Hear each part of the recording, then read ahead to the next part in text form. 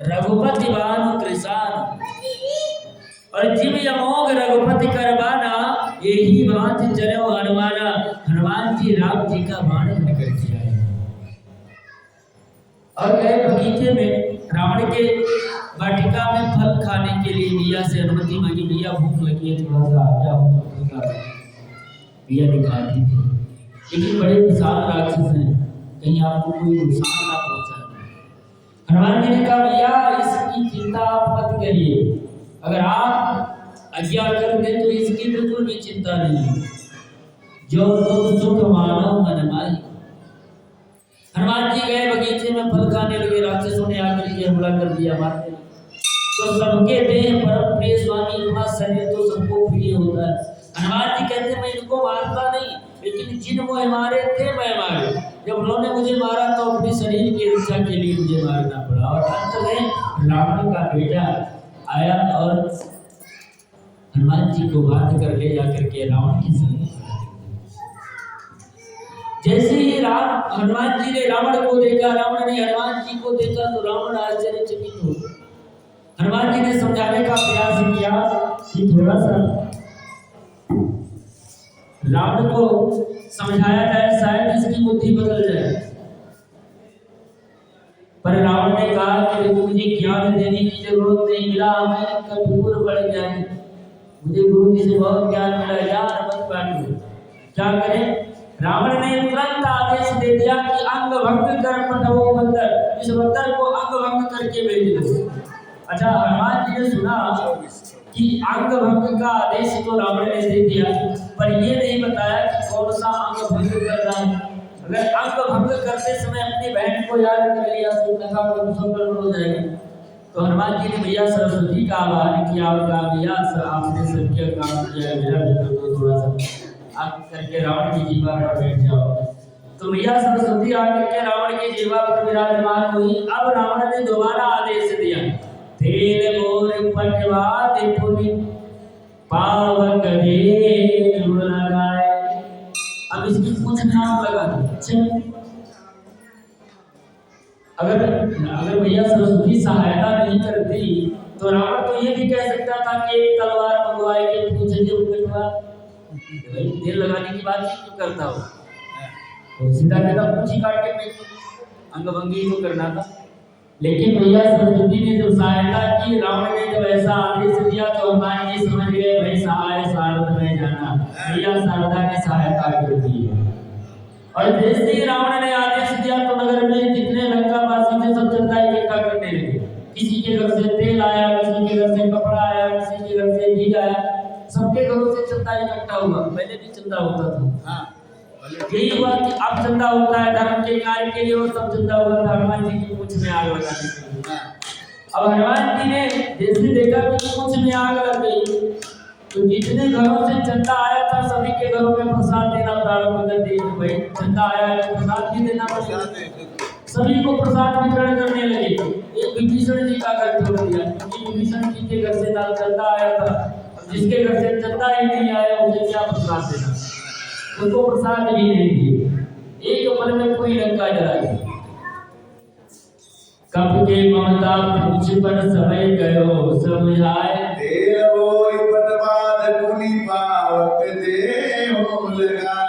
विभीषण जी ने समझाया कि देखो ये गलत कर रहे हो, दूध को नहीं मारना चाहिए, जान से मत मारो।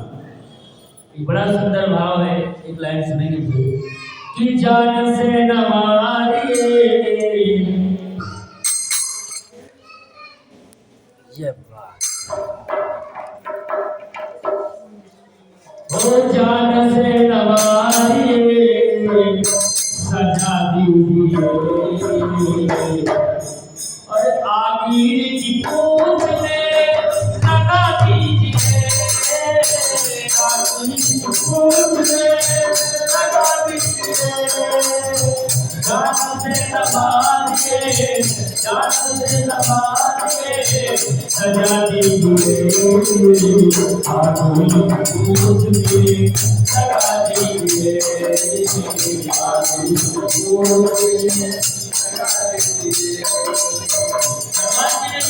कोई बात नहीं लगा दो। पर मेरी पूछ कोई साधारण पूछ नहीं है। ओ पूछ की न पूछिए, पूछ तो बेचारी है, मुझसे ही पूछ मेरी पूछ काट पाती है। पूछ की न पूछिए, पूछ तो बेचारी है, मुझे पूछ मेरी पूछ काट पाती है। क्योंकि जब भगवान शिव रुद्र अवतार ये हनुमान जी के रूप में तो पार्वती जी के कार्य में भी आपके साथ करोगे। तो भोले बाबा ने कहा कि आप करो मुझे मत चलाओ। तो हनुमान जी की जो पूछ है वो पार्वती जी है। और मुझे तो लगता है कि आज के समाज में झगड़ा है। लोग एक कहते हैं पहले मुझे पूछो फिर किसी को पूछो ज्यादा। लोग के घर पे गया था पानी तक नहीं पूछा। इन्हें आज का जो झगड़ा चल रहा है आज के समाज का झगड़ा ही पूछ का है। और उस समय भी रावण को हनुमान जी की पूछ से चलो। जब जब किसी सज्जन की सफलता की पूछ आगे बढ़ेगी तब तब दुर्जन व्यक्ति की भावना आग लगेगी। ये सारा झगड़ा पूछ का ही है। पूछ की न पूछिए, पूछ तो बेचारी है, पूछ की न पूछिए, पूछ काट है। और हनुमान जी ने कहा मौत का समान अपने मौत का समान अपने सजा लीजिए। अब आग में फूट में लगा दीजिए। लगा दीजिए।